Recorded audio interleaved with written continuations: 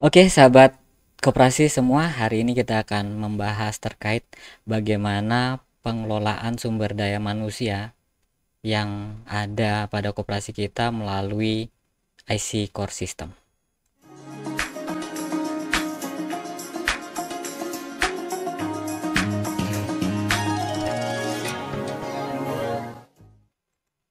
Ya, kita sudah masuk di dashboard Core System. Bagi yang belum, silakan login dulu. Kemudian di sini kita akan bagaimana mengatur pengurus, pengawas, karyawan, atau misalnya kita punya staff, atau misalnya dari outsource ada, atau mungkin eh, yang lainnya. Ini kita bisa memasukkan dalam sistem IC Core.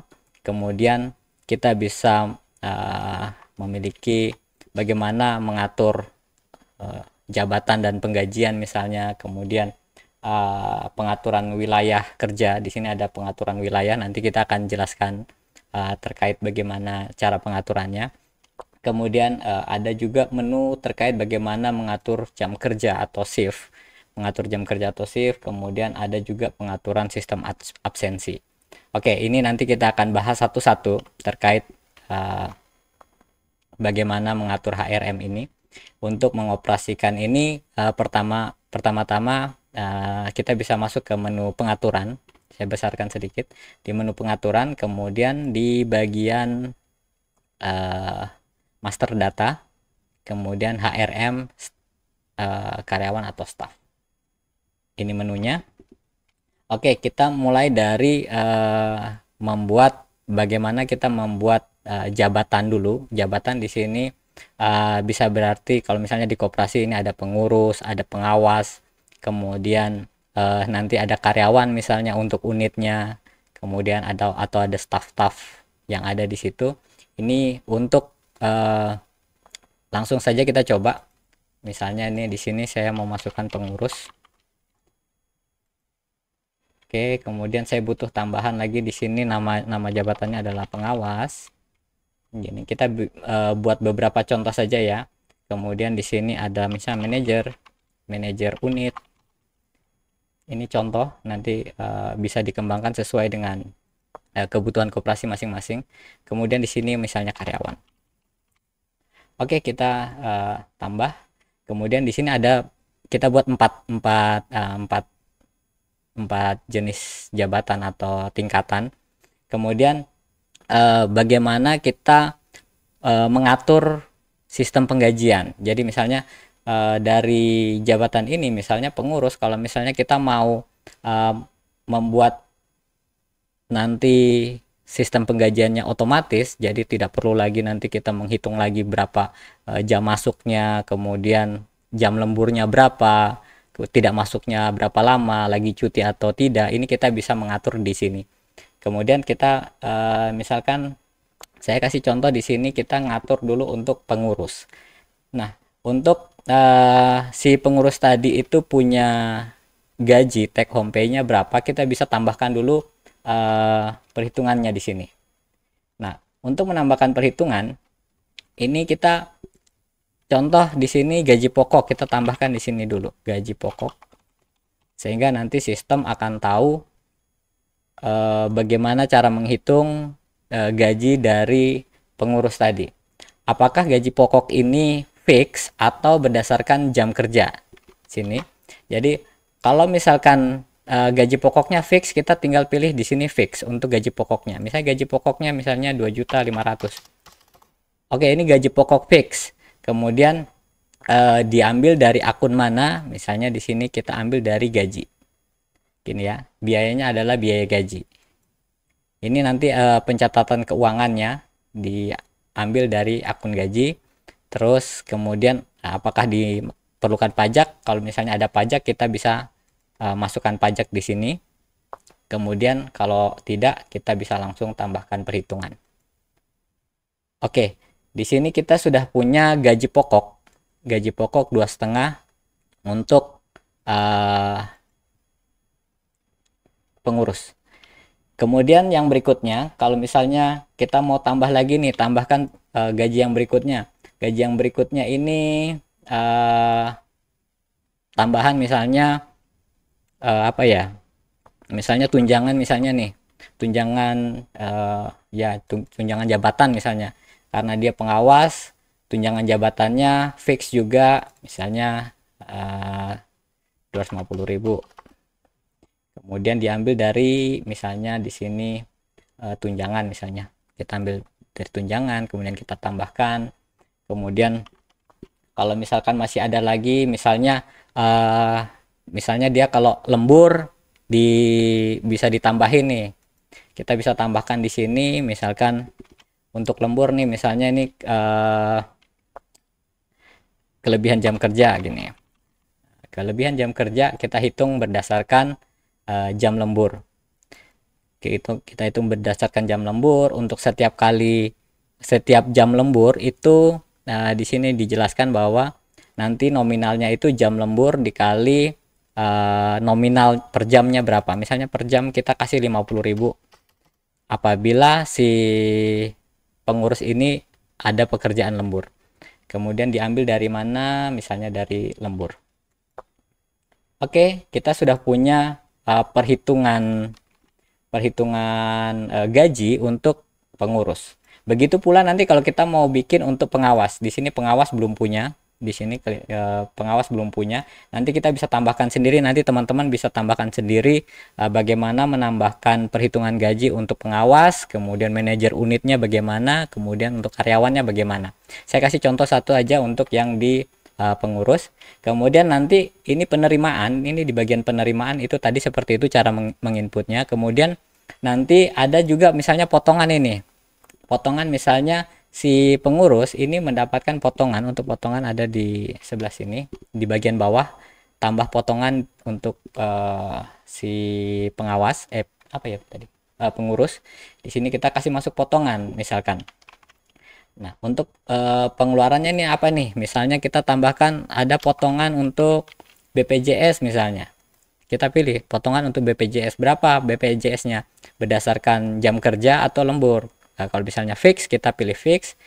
Kalau misalnya perhitungan pemotongan tadi berdasarkan jam kerja, maka dipilih berdasarkan jam kerja.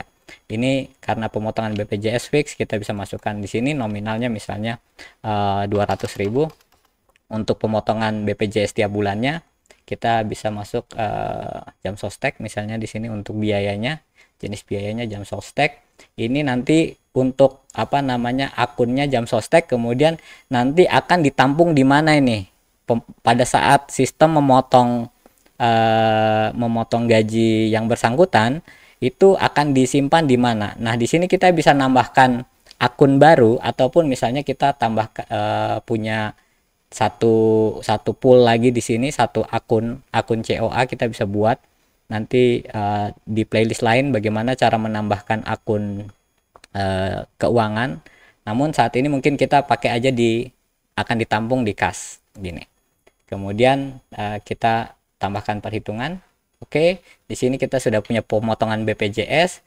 Kemudian kalau misalkan ini kita mau potong lagi nih, kita di koperasi kita buat aturan.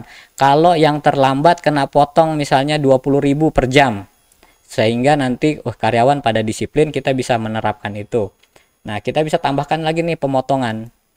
Pemotongan misalnya di sini atas keterlambatan ini. Potongan keterlambatan masuk kantor. Gini ya, potongan atas keterlambatan masuk kantor. Nah, ini dihitung berdasarkan apa? Kalau misalnya kita hitung ini berdasarkan jam terlambat, maka kita pilih berdasarkan jam terlambat. Apabila dia terlambat 1 jam, kita akan potong misalkan tadi 20.000 ya. Oke. Jadi berdasarkan jam terlambat kita akan potong 20.000. Ini akan masuk ke mana ya? Ini termasuk dipotong di gaji, kemudian akan disimpan di kas. Gini, ini kita bisa pelajari untuk nanti bagaimana cara menambahkan akun-akun ini. Kemudian kita tambahkan perhitungan sekarang. Oke, kita sudah punya perhitungan gaji untuk pengurus tadi. Gaji pokoknya sudah, kemudian tunjangan sudah, Kalau ada jam lembur, kita kasih tambahan jam lembur per jamnya 50.000. Kemudian ada potongan, kalau potongan BPJS ini fix, kalau potongan keterlambatan ini berdasarkan jam terlambat, kemudian nilainya sekian. Oke, ini kita sudah berhasil untuk membuat perhitungan penggajian, sehingga nanti sistem setiap bulan akan mengeluarkan draft gaji, bisa disetujui kalau misalnya oke, ini bisa langsung kita proses untuk pencatatan keuangan, bisa langsung di approve, sehingga admin sudah tidak ribet lagi harus nyari-nyari bagaimana perhitungan masing-masing orang. Begitu. Kemudian ini sudah selesai di bagian pengaturan jabatan dan penggajian. Kemudian kita akan masuk ke bagian bagaimana mengatur divisi atau wilayah kerja masing-masing karyawan gitu. Nah, di sini kita masuk ke tab berikutnya. Tab berikutnya ini adalah bagaimana kita membuat wilayah kerja. Wilayah kerja ini untuk koperasi atau badan hukum yang besar, misalnya sudah ada cabang di daerah A, B, C misalnya, ini bisa membantu untuk ini di kantor wilayah, si B ini berada di kantor cabang, yang satu di kantor kas, yang satu di kantor pusat. Nah, di divisi ini kita bisa mengatur apakah dalam koperasi kita ini memiliki bagian-bagian di dalamnya gitu. Jadi kalau misalkan kita mau bikin di koperasi kita ada SDM-nya sendiri, di sini kita sudah buat divisi SDM. Jadi ada khusus yang mengelola SDM. Ini kita buat sendiri divisinya. Kemudian ada khusus yang mengelola umum, atau kita misalnya mau buat lagi divisi, misalnya divisi simpan pinjam misalnya, kita bisa buat tambahkan. Tinggal kita ke bagian atas sini, kita pilih divisi, kemudian nama divisinya adalah divisi simpan pinjam misalnya, atau ini nanti terserah tergantung dari kebutuhan masing-masing koperasi gitu. Kita punya 3 divisi sini, bagaimana kita menambahkannya. Kemudian kalau misalnya di dalam divisi tadi itu ada sub lagi divisi, misalnya besar sekali nih kita punya koperasi, kemudian misalnya di kantor pusat misalnya itu punya divisi simpan pinjam, ada subdivisinya lagi. Subdivisinya hanya pinjaman saja, kita bisa buat tambah subdivisi di sini, di bagian sini ya, bagian atas ini ada subdivisi. Kalau misalnya ternyata divisi ini masih terlalu besar nih, kita butuh satu lagi subdivisi untuk bisa mengklasifikasi pekerjaan masing-masing karyawan kita, maka kita pilih aja di sini subdivisi. Di subdivisi ini kita tinggal pilih subdivisi untuk mana di sini ya. Untuk misalnya subdivisi dari simpan pinjam, kita mau bikin subdivisinya namanya untuk pinjaman aja. Kemudian kita tambah lagi satu lagi misalnya untuk subdivisi simpanan. Untuk subdivisi simpanan begini. Kita belum pilih, kita pilih dulu divisi simpan pinjam dengan subdivisi pinjaman.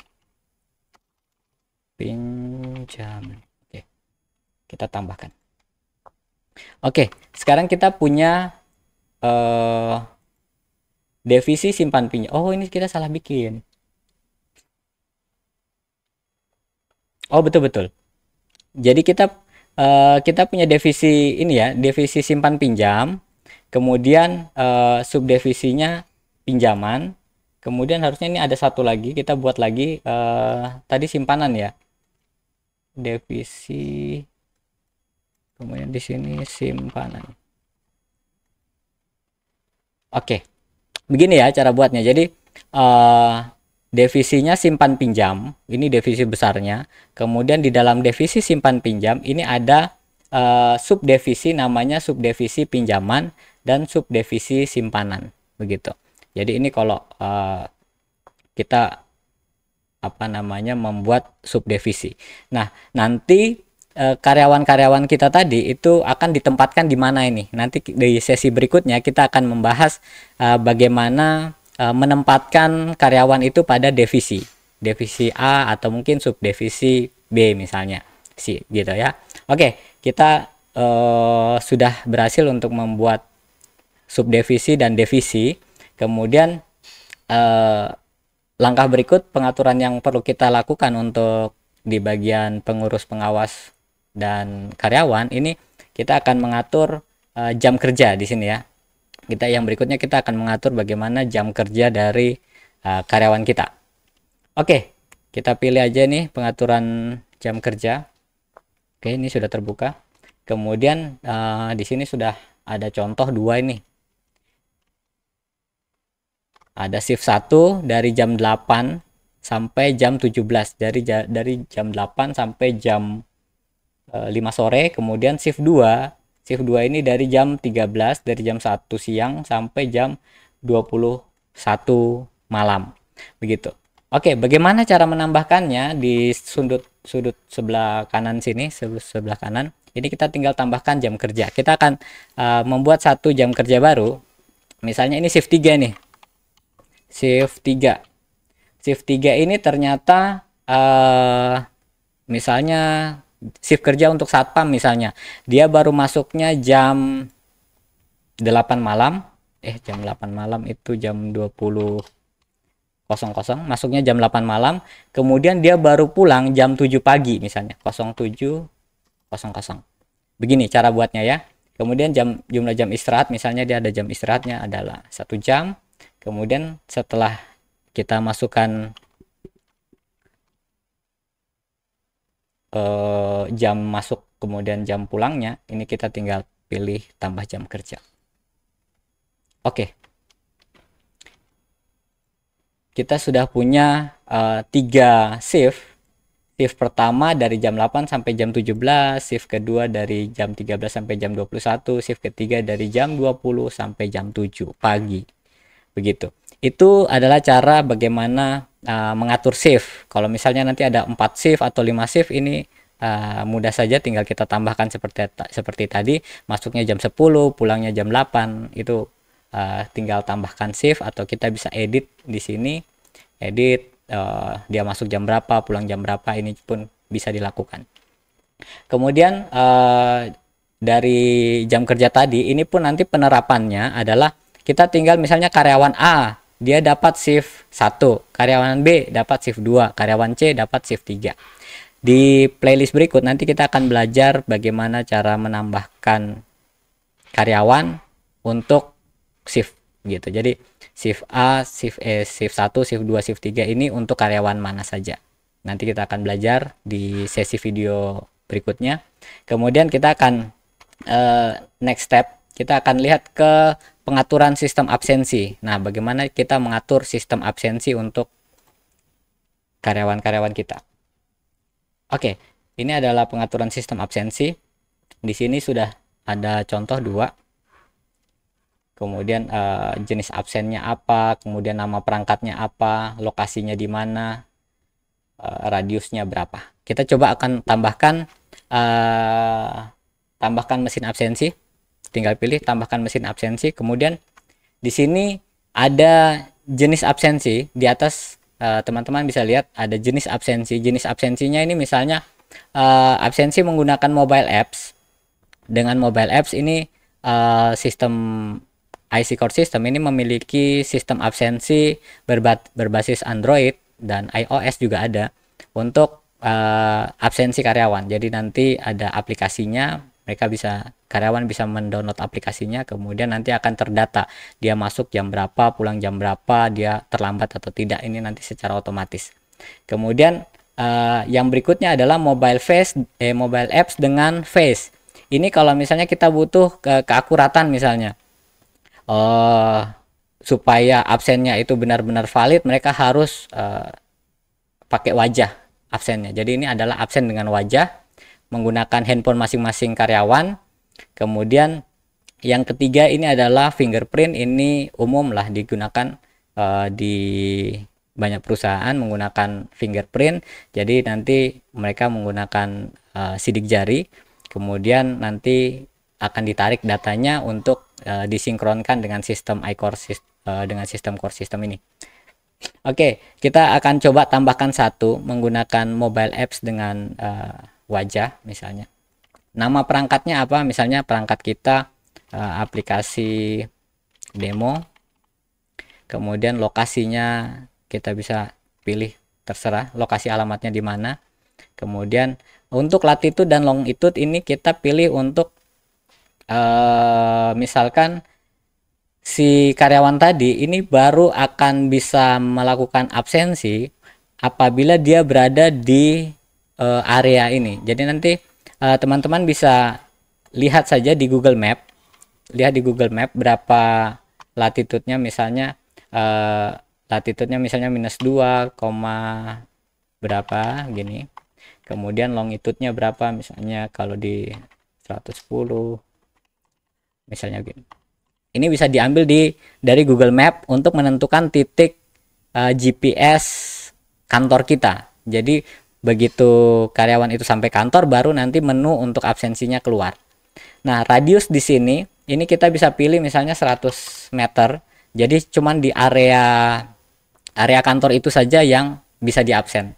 Di luar dari area radius 100 meter ini nggak bisa absen. Begitu ya. Kita tinggal tambahkan kalau sudah sesuai. Oke, kita sekarang punya 1, 2, ada 3. Ada 3 apa namanya? Ada 3 mesin absen yang siap untuk memberikan data kepada kita terkait kehadiran ataupun ketidakhadiran dari pengurus, pengawas, karyawan, staf, semua sumber daya yang ada di koperasi kita.